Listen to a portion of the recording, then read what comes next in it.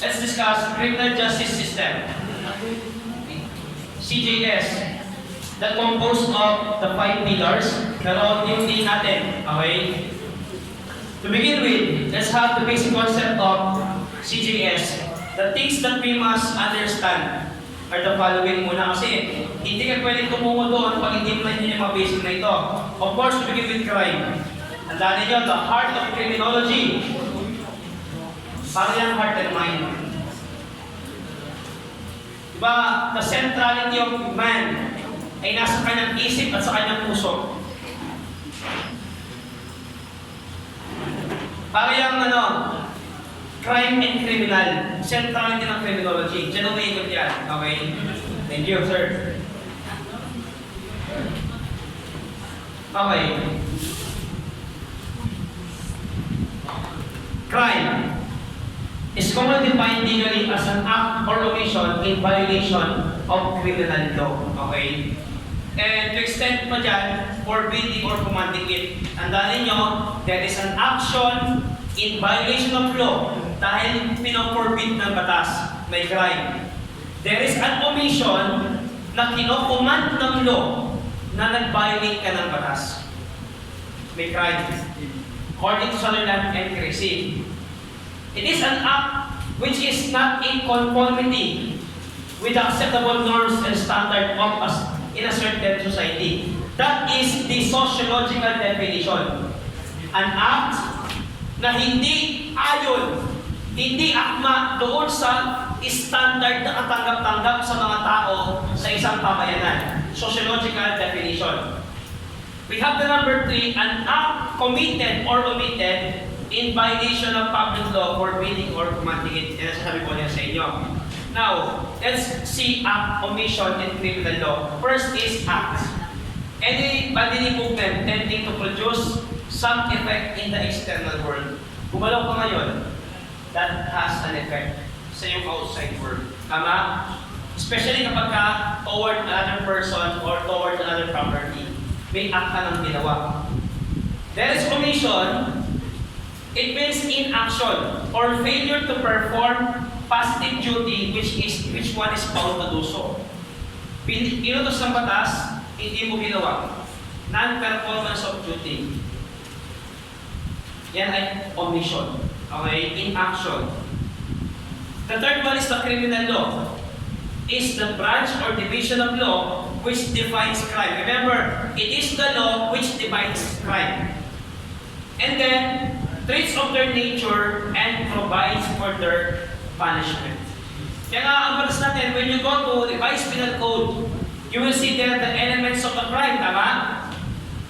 Pag nasatisfy mo yung element na yun, yeah, there is crime already committed. And the criminal law, ang source ng ating Philippine criminal law is the revised penal code. Maliwanag? Next, we must understand.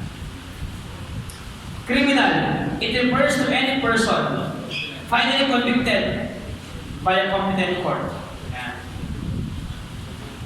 Legally speaking, dapat isang taong nag-commit ng crime at ang korte ang nag-declare sa kanya that he is guilty.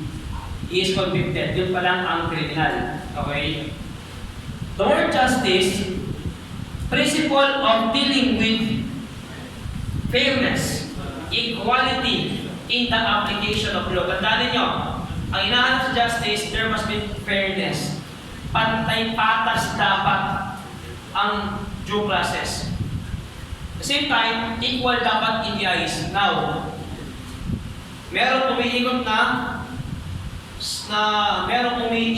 na Q&A. Wala pa nung panahon ko ngayon, yun na yung sagot nila. At tinurek ko yun. Ang tanong nito, anong ibig sabihin ng blind lady justice? Ha? A. With respect to person without regarding inequality to the poor and rich. B. Without respect to person with equality to the poor and rich. C. Without equality or blah blah blah. A, B, or C? A. Ano yung B? With respect to people and with equality to poor and rich. That's your answer? That is wrong. Yun ang kinokorek ng tayo na. Ang tamang sagot doon, without respect to person and equality to the poor and rich. Yung respect doon, hindi yung respect na respeto. Yung respect doon, that is yung regarding the position, the personality, yung status niya. Paano mo nakita yan sa Bible? God is not respecter of person because God is justice. Ibig sabihin nun, hindi titignan ng batas kung anong katayuan mo. Nakuha ninyo? I-correct nyo yun 100% ako doon. Ang sagot doon, without respect to person, with equality to rich and poor. Nakuha ninyo? Kasi if the law will respect the person, pag abogado ka, ito tao ordinaryo. Unahin yung abogado. Unahin yung may kapangyarihan, yung may posisyon, yung kilala, yung mayaman. Nakuha ninyo? Again, the respect there is not the respect na yung nagpamano ka, ginagala mo yung no. The respect there is regard to one's position o personality. Kapigas. Magkano yung wala ngayon? Next. System. A process, a coordinated body of method. Organized way of work. Pag system, there is a fixed process na yun na yung tamang ikot niya. Yun yung regular na flow niya para maging organized ang isang bagay. Nakuha ninyo? Parang sa review, kakapareview mo, alam mo na yung order niyan, alam mo na yung tamang ikot niyan. That is system. So, criminal justice system. Ibig sabihin, ito yung makinarya ng gobyerno. Ito yung sistema ng gobyerno kung paano i-process ang isang na-apprehend, paano mo siya i-prosecute, paano mo siya itatry, paano mo siya i-sentence, paano mo siya i-reform, at kung paano mo siya i-reintegrate doon sa society. Para huwag ka magkamali, isipin mo una, machine, or a process, or a system. Tapos, isa-isain mo yung 5 pillars. Police, prosecutor, court, correction, community. Sa police, ina-apprehend. Sa prosecution, ina-prosecute. Sa court, ini-hear, try. Sinesentence dun sa correction, ginagabot, i-rehab, tapos re-reintegrate dun sa community. Ganun ko simple. Criminal justice system. Copy? Therefore, criminal justice system is the sum total. Pagsama-samahin mo lahat ng the instrumentation which a society uses in prevention and controlling criminality. Kawalan niyo? Lahat ng ginagawa ng society kung paano ma-prevent at maiwasan ang pag-commit ng crime. Yan ay criminal justice system. Meron pa, in addition, the machinery used by a democratic government to protect the society against criminality and other peace and order problems. Moreover, an integrated apparatus that is concerned with apprehension, prosecution, conviction, sentencing, and correcting criminals. Isang mo lang yung trabaho ng pillars.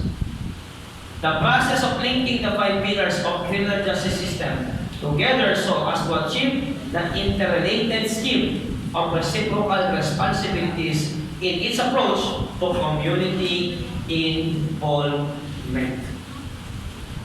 You happy? Sum total, instrumentation, machinery ng government. Ang pinaka-goal, crime prevention, crime suppression, and then processing of that person. Breeding ground ng criminality. Ano ba daw ang mga causes ng criminality? Saan nagsisimula yan? Siyempre, ang sabi ng mga pag-aaral, una, poverty. Which I don't believe. Pero, mag-aaral naman, daw yan. Kasi kahit mahirap ka, gusto mong buhay ng tata, hindi ka mag-open ng crime, di ba? Tama? Pero for some, they use poverty as an excuse or a cause of crime. This characterized by the widespread of unemployment, low income and productivity, malnutrition, big families, rapid population growth rates, low standard of living, and the like. Because of poverty and its concomitant deprivation and hardship, many become desperate and are forced by circumstances to resort to crime just so they could alleviate or escape for their miseries and frustrations. So others are using poverty excuse. Walang trabaho, bumaba ang klase ng pamumuhay, wala tayo silang resort kundi gumawa ng crime para mawala sa miserableng kalagayan nilang yun. Causes of criminality, poverty. Number 2, let's see. Ignorance. This factor is widespread among people who lack knowledge and understanding about many laws and things which they should and are presumed to know as citizens. Ano yan? Ignorance of the law excuses no one. Maybe you don't know that there is law, but much of it is you are still liable. Injustices or abuse. Isa daw na dahilan bakit may criminality dahil may injustices at merong abuse. Let's see what is the meaning of that. This factor in itself already constitutes several crimes themselves, as if this were not enough yet.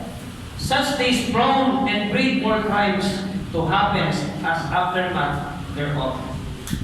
Yung injustice mismo, o wala na hustisya, mga abuses, yun mismo ay mga kosta ng criminality. At nanganganak pa ng maraming criminality kasi may mga epekto yan. Epekto sa kanilang victim at sa mga nakakakita at nag-recite yan ng abuses na yan. Ginagaya, ini-imitate. Bika matuloy. Next, sub-state. Ito, naubos sa board exam yan ha. Sub-state ang sagot. This pertains to a system of government characterized by non-enforcement of several laws and ordinances, massive graft and corruption, absenteeism on the part of government officials, lack of basic services, and other ugly symptoms. Sub-state, malambot na pamamahala ng gobyerno. Lousy, laging absent, laging late ang mga opisyal. Walang political will, tawag dyan. Non-enforcement of law. Kaya yan tinitira ni Beccaria sa kanyang deterrence.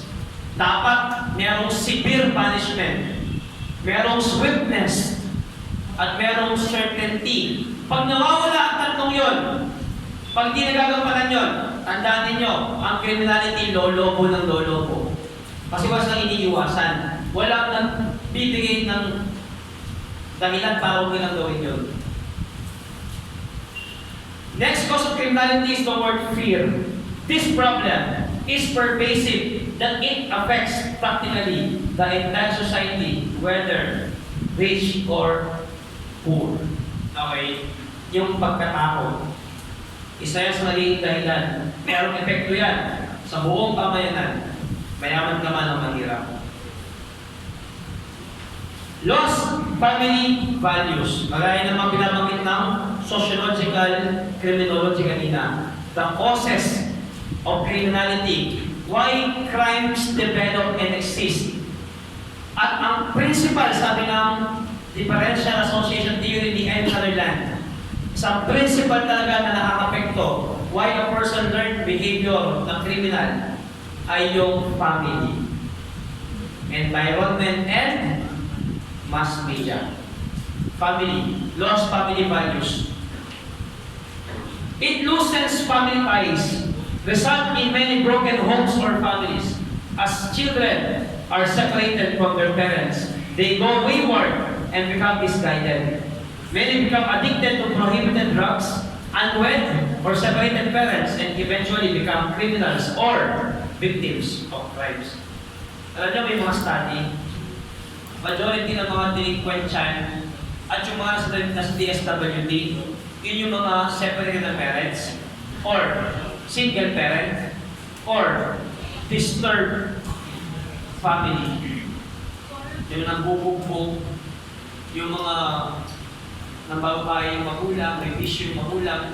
Majority, pag tinrace mo sa mga bata yung diagnosis ng DSWD, karamihan, pamilya ang problema. Kaya lost family values is a big factor as to cause of crime. Other basis naman ng cause ng crime, binigyan naman ni Cirilo Trejo. Hatred. Galit. Puot. Some individual develops violent hatred for reason or another. This hatred may ultimately result in some acts of violence. The normal or well-adjusted person can control hatred, yung mga adjust, mga matured. Pero yung mga mal-adjusted, they cannot control yung hatred nila. Which other, because of their mental makeup, cannot control hatred, which in all likelihood would result in the act of violence against another. Sobrang galing po. Karamihan dyan, pag-relate po sa Lombrosian criminal siya, si crime by passion. Nakala niya? Sobrang galit. Hindi makontrol. Out of anger. Outburst of emotion. Pag nakakabasa kayo ng mga ganyan, i-relate nyo sa mga previous yung pinag-usapan. Maliwanag ba yun? Para di nawawala sa isip ninyo. I-reason out nyo sa sarili nyo. Magiging part na siya ng sistema ninyo pagka gano'n. Not just anger, hatred, or the word passion. All persons are born with the same general tendencies and passions. It is in the manner in which they control these passions that will determine whether or not a person is able to control his passion, will depend upon his early training and influence of his own home. Diba? Pag na-train ka, paano mo kontrolin yung sarili mo? Yung galit mo, yung emosyon mo, yung init ng ulo mo, pag yan, meron kang early training sa pamilya mo, magiging matured, makontrol mo yan. Pero pag hindi ka wala kang training, wala kang parental guidance, more family values, you can control passion. That will lead to criminality. Sabi nila, personal gain. Ito, madalas to. It is normal for a person to desire to improve his life and to work hard to provide a better, if not abundant life for himself and his family. Kagustuhan mo na umahon sa kahirapan. Kagustuhan mo ng easy money. The problem with prostitutes, mga kaibigan, pag nasanay ka sa easy money, yung mga criminal student na namamakla, meron sa scholarship. Pag nasanay ka sa gano'n, mahihirapan ka na.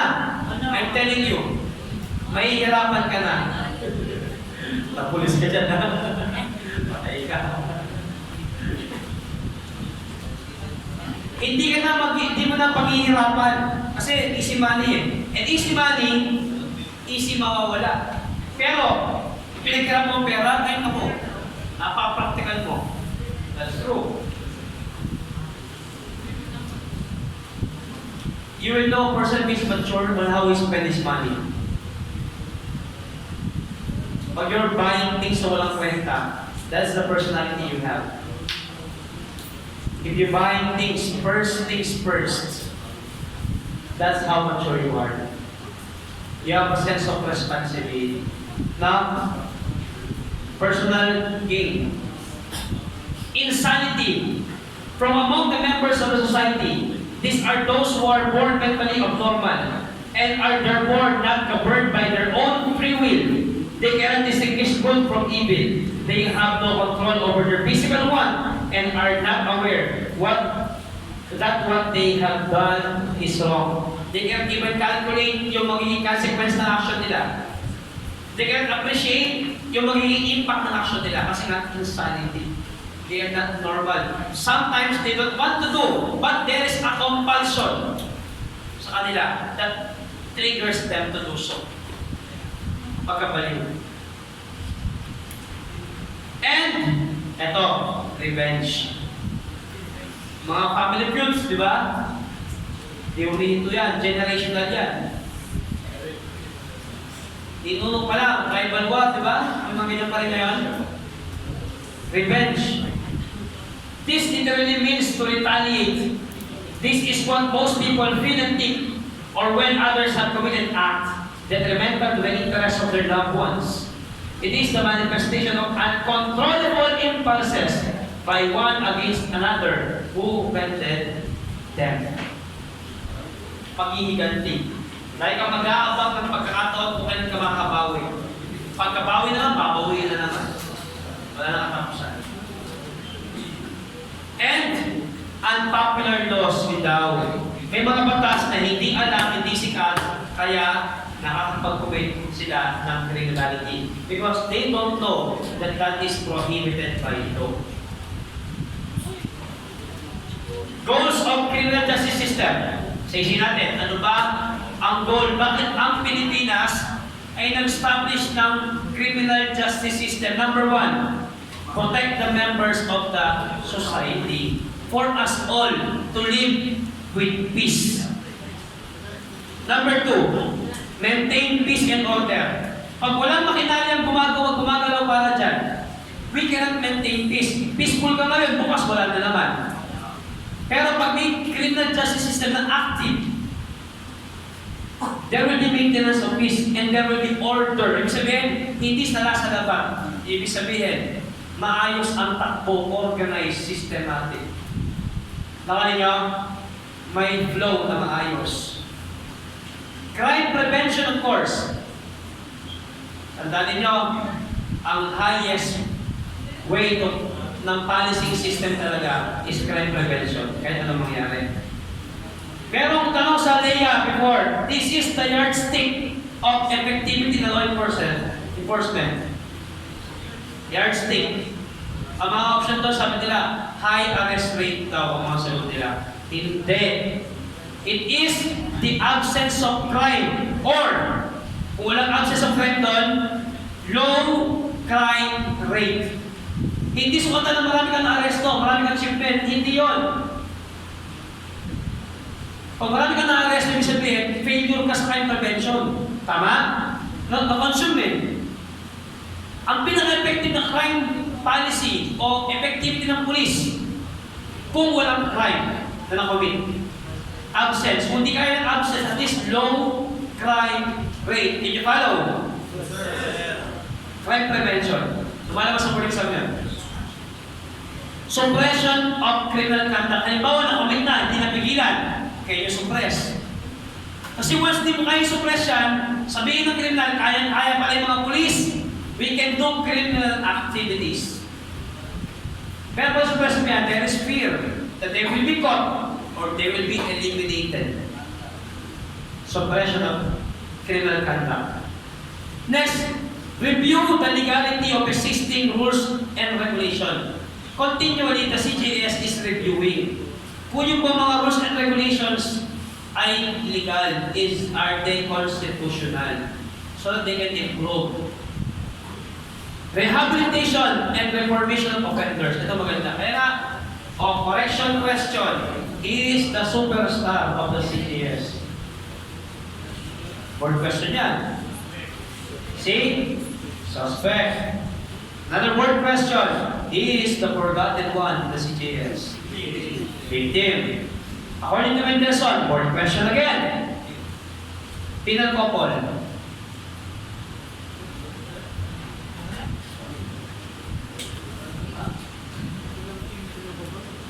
What is the relationship of the victim and the offender? They are called penal couple. According niya, word question yan. Penal couple. Next, the purpose of criminal justice system. The purpose of the CJS is to process those who have been accused of criminal activities. Tandaan ninyo, the moment crime is committed and nag-response ang law enforcement agency, which is the first pillar, gagana na ang criminal justice System. Kaya nga, board question again! Ang tawag sa kanila, the initiator of criminal justice system or the prime mover. Board question yung mga yan. Favorite ng board yung mga yan. Law enforcement, initiator, or prime mover. Components of criminal justice system. In America, they only have 3 pillars. The law enforcement, they have the court, and they have the correction system. The Philippines, iba tayo eh. The law enforcement, police, the prosecutor, prosecution, the court, the correction, the community, and the tulpo. Tulpo ay term doon, ayaw niyang mga ganon, ayaw niyang ma-identify ng ganon. Kasi naging mga sa Facebook yan, nagla niya. Baka naman isipin ng mga sabi niya na parang ano yun, you just want daw, okay.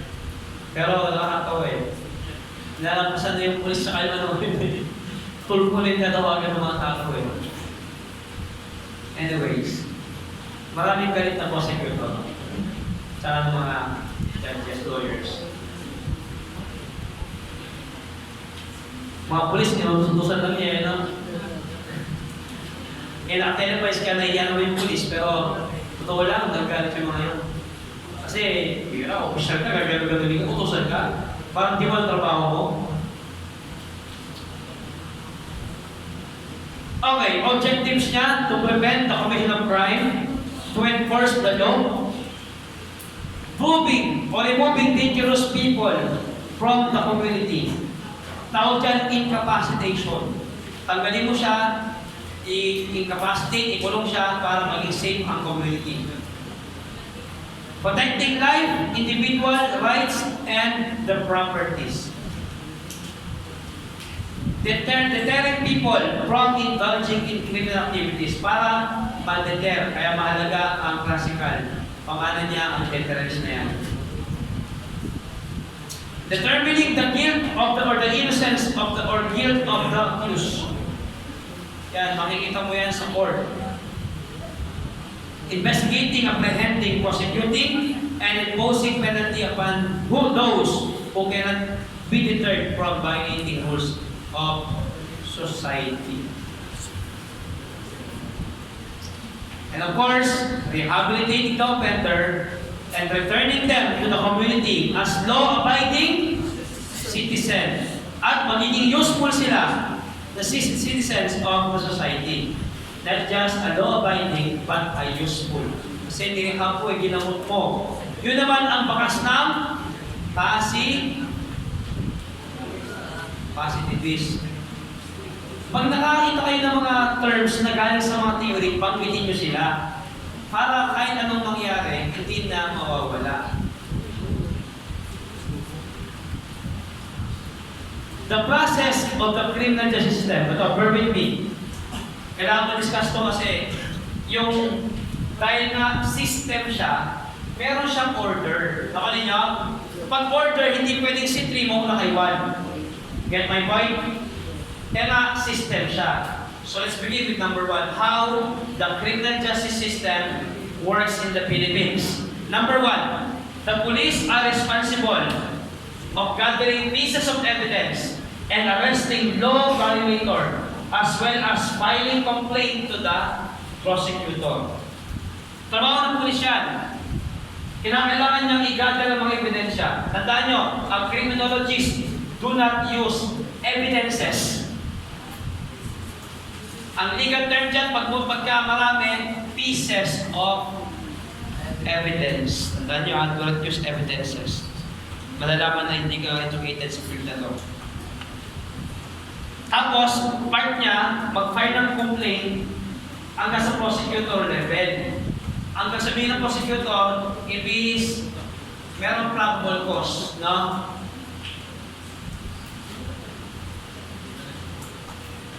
Next, after that, the prosecutor is responsible for evaluating evidence. Actually, ang tawag doon sa trabaho ng prosecutor ay preliminary investigation. Dahil nag-present itong si police ng complaint, may evidence siyang dala. At dala niya mismo yung suspect. I-evaluate ngayon ni prosecutor yung pieces of evidence. After that, which the police gathered and deciding whether it is sufficient to warrant filing of charges against the accused. Now, nakita ni prosecutor, may sapat na basihan. There is a ground to say that the crime has been committed and the person charged of the commission probably committed the crime. Yung tawag dyan, probable cause. Liwanag? Ang gagawin niya ni prosecutor, papayag niya yung charges against the accused. The defense lawyer, whether privately retained or provided by the government, are responsible for defending the accused. Kaya pag mirandalize, di ba, may karapatan kang manahimik. Ano bang sasabihin mo ay maaaring gamitin laban sa iyo sa hukuman. May karapatan kang kumuha ng abogado. Kung di mo kaya, ang pamahalaan ay magkakalob ng isa para sa iyo. Nauunawaan